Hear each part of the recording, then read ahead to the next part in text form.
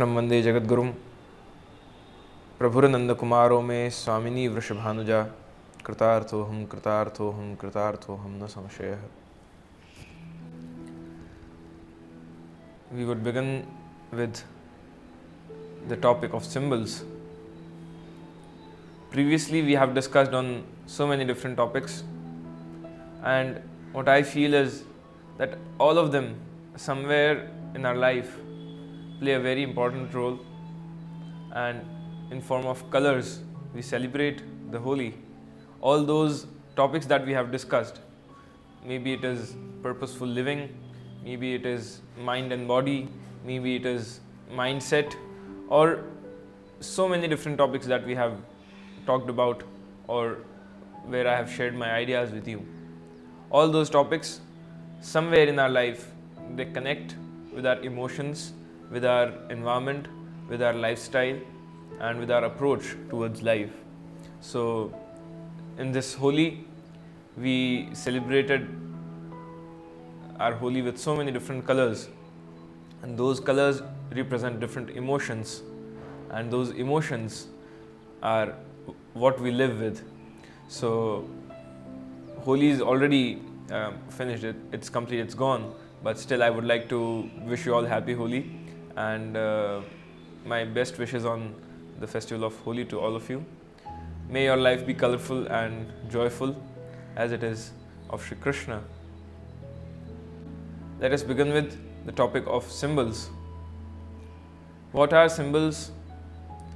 Each symbol has its own unique identity, meaning, and its history. We see symbols everywhere around us. Each symbol is associated with something or other, and how those symbols play a very important role in our life, because knowingly or unknowingly, consciously or unconsciously, we connect with some symbols in our life, we use them in our life, and knowingly or unknowingly it becomes a part of our life. So let us begin with the topic symbols. The dictionary defines symbols as a sign or an object which represents something. When we see a symbol, for example, when we see a right turn and across a red line on it, we see that there is no right turn over there. Or maybe when we see a green light on the traffic signal, it represents the green light itself, it represents that the road is open now. Or for example, when we see a red sign of a call and a green sign of a call, the red sign means you want to cut the call or decline it, and the green sign means you want to pick up the call. So the signs or the objects in the sense, for example a conch, or for example a flag, it symbolizes something. So a sign or an object which represents something is known as a symbol. All communication and data processing is achieved through the use of symbols. Symbols, communication and data processing, which means that what we speak, how we interact, the way we communicate. For example, sign languages are there we practice sign languages, people practice Braille, all of those different languages, or maybe even in English or Hindi or Gujarati or Sanskrit, whatever language we use, ultimately when we write it, it becomes a symbol, and that symbol represents a word. So that way, all communication and data processing is achieved through use of symbols. Symbols take the form of words, sounds, gestures, ideas, or visuals, and are used to convey other ideas and beliefs. For example, a red octagon is a common symbol for stop. Some common symbols that we see in Hinduism, or we hear about them, there are so many different symbols, but I've shortened the list and we'll be focusing on a few of them. For example, Hinduism is rich in symbolism. The most popular symbols are Om, the most important Hindu symbol, often used as the emblem of Hinduism. Whenever we see different platforms which represent multiple religions, Om is the symbol which represents Hinduism. Om in itself is the sound of the existence. When people who have reached the ultimate level of their meditation or understanding, who have connected themselves, their soul, with the solar system, with the universe, they hear this sound of emptiness. When there is no sound, when there is nothing, the sound of Om can be heard. So the Om becomes the sound of emptiness, and the Om becomes sound of the truth of ultimate reality. The truth of universe is resonated in the sound of Om. Lotus or a Padma, it is the symbol of purity. Growing out of mud, it is beautiful, and though resting on water, it does not touch. So lotus, it is so beautiful, it is so pure, and it is so beautiful that once someone looks at it, it gives peace and calmness, and it gives satisfaction to the human eye. But at the same time, it is growing out of mud and dirt. So it represents that there will be difficult situations, there will be wrong things in life, wrong choices, wrong decisions, everything. But still, you can grow in all of that and come out as pure as a lotus and live your life with full of positivity and purity. Then comes the conch shell, used during Aarti, one of the 4 symbols of Vishnu. The others are lotus, club and disc, Shankha, Chakra, Gada, Padma. Conch shell is also known as the Shankh. Shankh, which means it is used while beginning a war, or also used while starting a new seva in the Mangala or in Utthapan during the evening seva.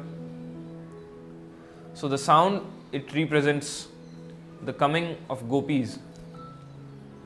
Then the 4th symbol is Swastik, one of the very important symbols, and it is an ancient symbol which represents auspiciousness, and in all our good functions, events, in all our celebrations, we use this symbol very much.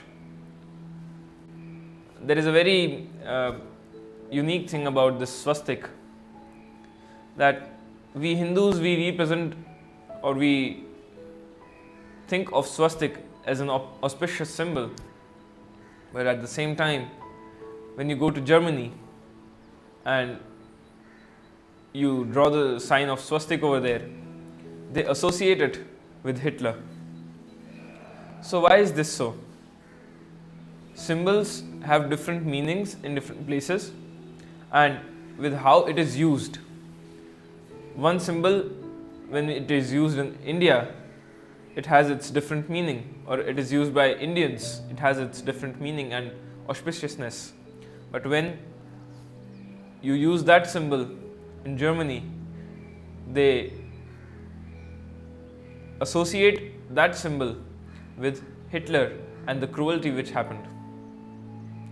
So when a symbol is used and misused, it takes different forms and different meanings to it, and we might associate it with auspiciousness, but they associate it with fear and cruelty. So how you associate yourself with a symbol creates meaning for you. Trident or a trishul the symbol of Shiva, often carried by Shaivite sannyasis, the followers of Shiva. Then comes the Kalash. In many functions and programs and yagnas and utsavs, we see that coconut circled by mango leaves on a pot is known as Kalash, often used in rituals such as the fire sacrifice or the yagna. Then comes the cow, symbol of purity, motherhood and non-violence, ahimsa. Then comes the lotus feet of Guru or deity, Charan Kamal. In Mangla Charan, we just bowed down to the Charan Kamal or the lotus feet, and we understood about how the lotus feet they mean and what is the significance of them. So touching the feet of superiors shows an attitude of submission and service. It is a way of respecting. Then comes the diya or the lamp, which symbols of light. So there are many more symbols, many more different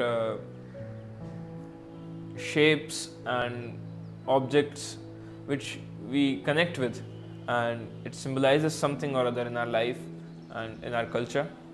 Different cultures have different symbols, different geographical places they have their different symbols which gives an identity to them. So these are some common symbols that we use in Hinduism, and we look at them.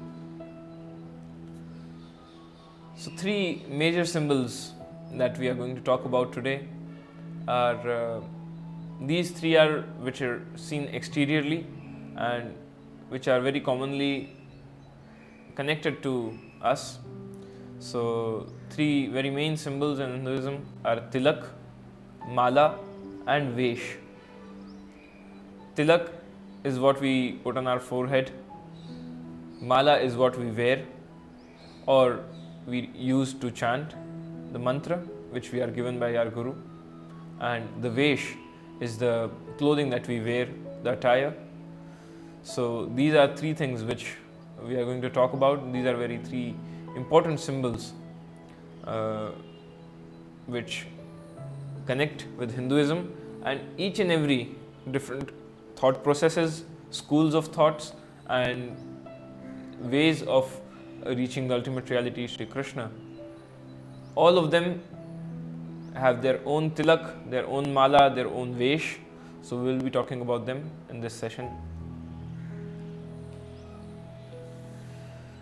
In the image you can see there are different kind of tilak which are adorned by different margas. Ramanujacharya, the panth of Ramanujacharya ji, Ramanuj Sampradaya, Madhva Sampradaya, Nimbarga Sampradaya, Vallabh Sampradaya, in which we practice our devotional path, which we call as Pushti Bhakti Marg. We all have our different tilak. You can see in the picture, the image available here. The tilak which I have applied right now is known as the tilak of Vallabh Sampradaya. Tilak, or in Sanskrit tilakam, the mark in Hinduism, a mark generally made on the forehead indicating a person's sectarian affiliation, which parampara you follow, which school of thoughts do you follow, which grantha do you follow, and which way of worship and lifestyle do you follow is been identified through the tilak. So when you apply a tilak of kumkum, the red turmeric paste, you associate yourself with Pushti Bhakti Marg. When you apply a tilak of sandalwood paste, you associate with other sampradaya.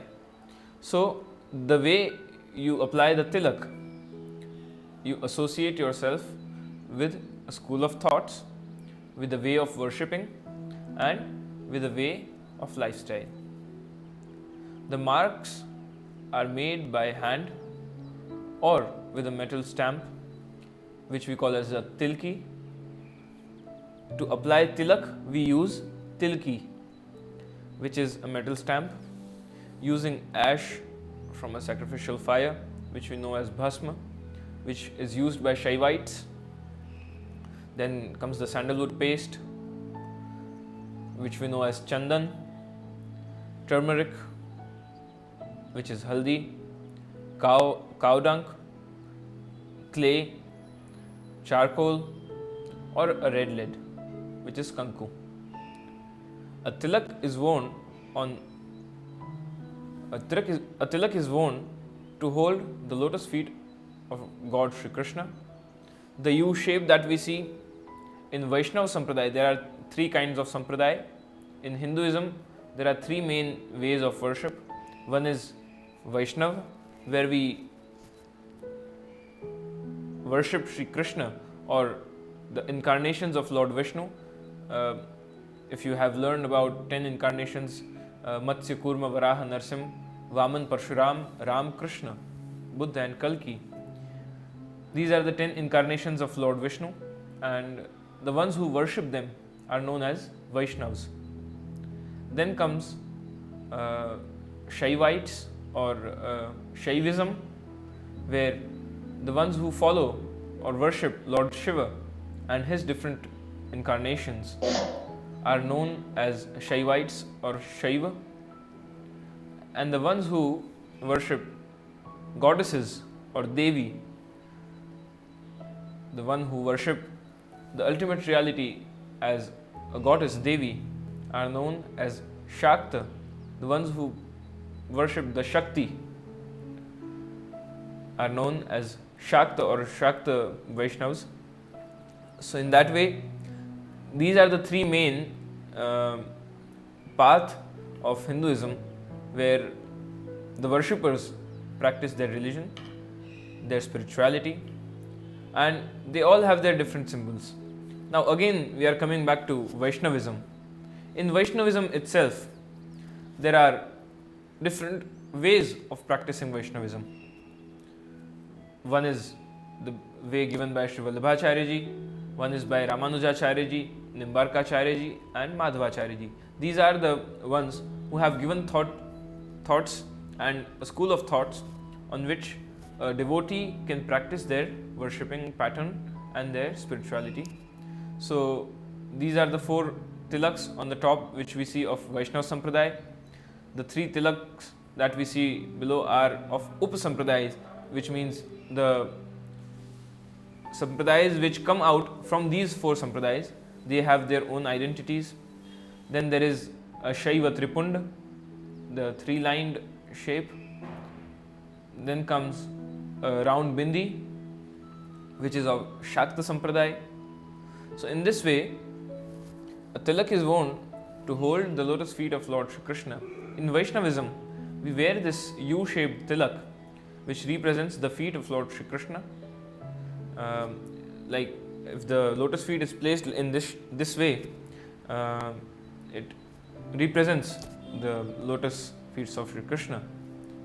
In spiritual terms, applying a tilak awakens the Agya Chakra located between your eyebrows.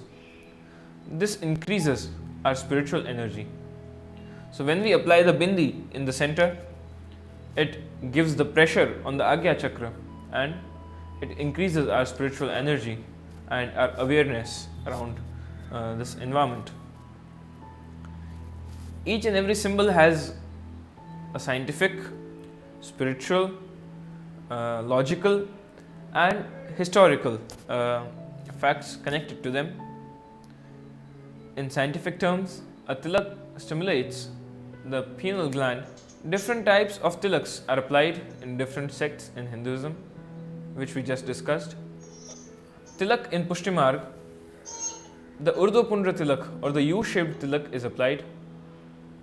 The Urdhva Pundra symbolizes the back of Sri Thakurji's feet on our forehead. A tilak represents our humility, our devotion and our complete surrender to Sri Prabhu Sri Krishna. When we apply the lotus feet on our forehead is the topmost part of our body, and when we apply the tilak which represents the feet of Sri Krishna. It means that we have completely surrendered to his lotus feet, and he is our shelter. In that form, in that emotion, and in that meaning, we apply the tilak on our forehead in form of complete devotion and surrender. Sri Thakurji also wears a tilak as a symbol of Sri Radhika Ji's feet. Sri Mahaprabhuji highlights in Sarvanirnay Grantha, one of the granthas or literary book given by Sri Vallabhacharya Ji, Sarvanirnay. In that, Sri Vallabhacharya Ji highlights that Mala and Tilak are two outer symbols of a Vaishnav. How to identify a Vaishnav? A Vaishnav can be identified through the Mala or the Kanthi which they wear, and through the Tilak which they apply on their forehead. As a Vaishnav, we must do Tilak from Prashadi Kumkum made from Haldi. So, as a Vaishnav, if you have taken Brahma Sambandh and if you follow Srimad Vallabhacharya Ji's way of worship and practice Vaishnavism, then as a Vaishnav, you should apply a tilak on your forehead, which symbolizes your surrender, your devotion and your humility towards Sri Krishna. And also, not only that, but it helps you bring awareness within you. At the same time, it gives you identity as a Vaishnav, and it represents the lifestyle you follow. So if someone wants to know what kind of lifestyle do you live, the person can just look at your tilak and can identify, okay, he or she is a Vaishnav, and because they have applied a tilak, they practice Vaishnavism, and what kind of lifestyle they live can be identified through that. The second very important symbol which comes is Mala. A Mala is a string of beads. A Hindu Mala typically has 108 beads, which is considered a sacred number in Hinduism. Somewhere in future, in our other sessions, we will discuss about the number 108, what is the significance of it. Right now, we will continue with the topic. In Pushtimarg, a Tulsi Mala is given by Guru when given Diksha. When we take Brahma Sambandh or the Nam Diksha of Ashtakshar Mantra, our Guru gives us one Mala or one Kanthi while taking the Nama Diksha, and the second Kanthi while taking the Brahma Sambandh, the Atma Nivedan Diksha. So our Guru gives us the Kanthi or the Mala which we wear. The Tulsi Kanthi must always be worn around your neck. Tulsi is considered Vishnu Priya, or which is loved by Vishnu. Bhagavan Shri Vishnu loves Tulsi, and that is why it is called Vishnu Priya. No bhog or samagri, which are the offerings in the seva, is complete without Tulsi Patra or Tulsi Dal, a single leaf and multiple leaves of Tulsi. They are offered inside the bhog or the offerings which we give to Sri Krishna while doing the seva. It is incomplete. It is considered incomplete if we do not offer it with Tulsi. Similarly, a Tulsi Kanthi cleanses and makes this body Bhagavad Priya and Bhagavad Upyogi. When a Vaishnav wears the Tulsi Kanthi, he or she becomes Bhagavad Priya or loved by Sri Krishna, and Bhagavad Upyogi, a one who is able or has the strength to save themselves from the material world and become Upyogi or useful to Sri Krishna in his seva, in his service. In scientific terms, wood is a good conductor of heat. We all know that. It absorbs our spiritual heat, the energy that we produce through our seva, through our jap, through our devotion. The spiritual heat that enters our body, which comes out, it is absorbed by our kanthi and spreads it around the body. Even scientifically, it is proven that when tulsi leaves are offered with food, it cleanses the food and kills many kind of bacteria. So Tulsi in itself has many medicinal values, it has many spiritual values, it has many energy related values, and it has also the values which are the favorite of Shri Krishna. When we worship Shri Krishna as a Vaishnava, we have to consider the likes and dislikes of him, and Tulsi is one of his favorites. So that is why as a Vaishnava we all wear Tulsi kanthis. A kanthi is symbol of our humility, energy, and is symbolic of us being a Vaishnava. When you wear a kanthi, what kind of kanthi you are wearing? When I discussed about the three different worshipping patterns as a Vaishnava, Shaiva and Shakta, Vaishnavas wear Tulsi kanthi, Shaivites wear a Rudraksh mala, and the Shakta, the ones who follow or worship the deity of Devi, they wear Spatik, a kind of stone. They wear the mala of Spatik. So what kind of mala or beads you wear around your neck represents the path you follow or the way you worship. We must wear two kanthis, as I discussed, one symbolic of the Nam Nivedan Diksha and the other of Atma Nivedan Diksha, Brahma Sambandh. Like a married woman wears a Mangal Sutra, which is symbolic of the marriage, Tulsi kanthi is symbolic of our divine connection with Shri Prabhu. Shri Thakurji accepts the Jivatma in his seva with Kripa of Shri Mahaprabhuji.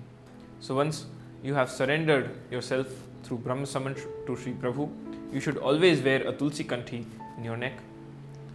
Tulsi kanthi is Bhagavad Roop. Tulsi in itself is Bhagavad Roop, or it is worshipped and constantly connects us to Prabhu Kripa and reminds us of our complete surrender to Shri Krishna. In Pushti Marg we wear a kanthi which sometimes irritates us because it is not polished. Why do we wear that kind of kanthi? Many people have this question.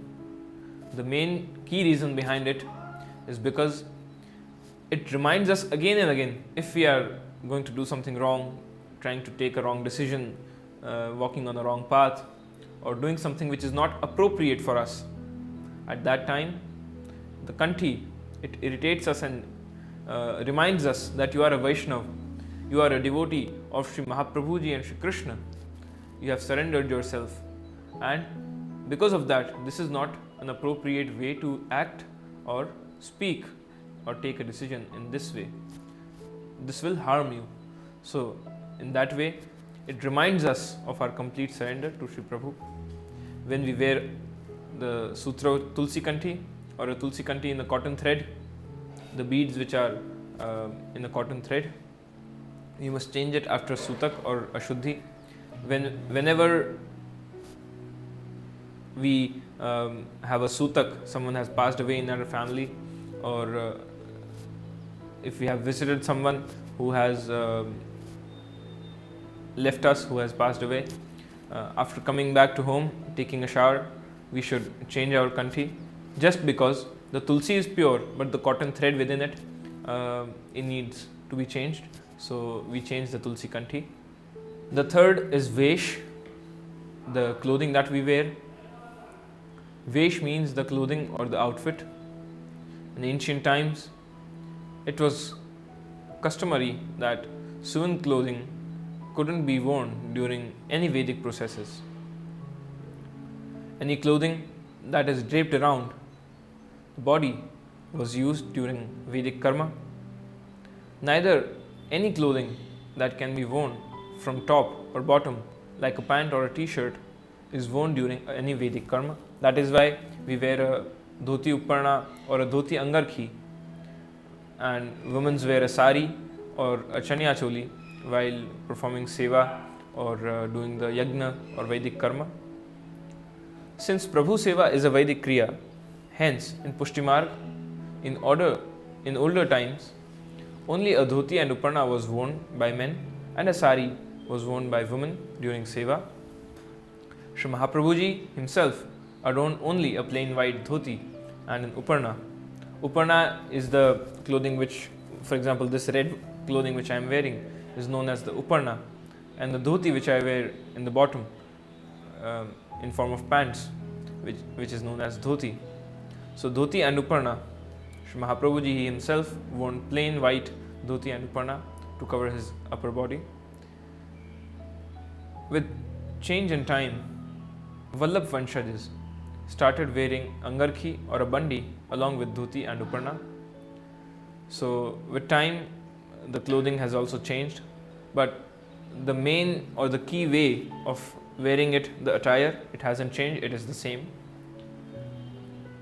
What we wear represents who we are.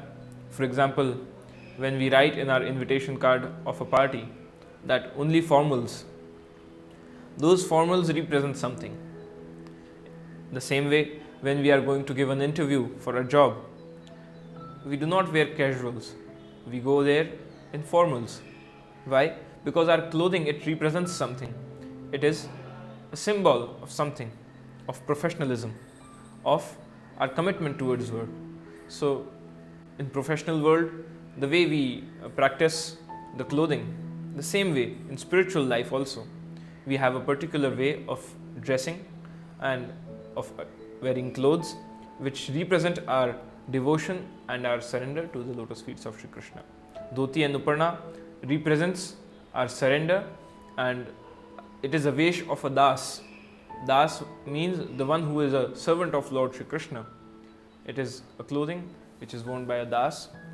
So this is the clothing which as a Vaishnav we wear. In today's time, a dhoti angarkhi and uparna is worn by men in seva, and a sari or chanya choli by women. During seva, it should be taken care that we wear clean, fresh clothes and dress properly. We should put some sugandhi or attar, perfume, to ensure Shri Thakurji doesn't get any foul smell from us. So wearing clean clothes and wearing them properly during seva is very important, because we are going to serve the King of all, Jagdish Prabhu Shri Krishna. So when we are going to meet him, to serve him, we should be dressed properly. There should be no bad smell coming from our body. So we apply sugandhi or perfumes. So in that way, it should be taken care of.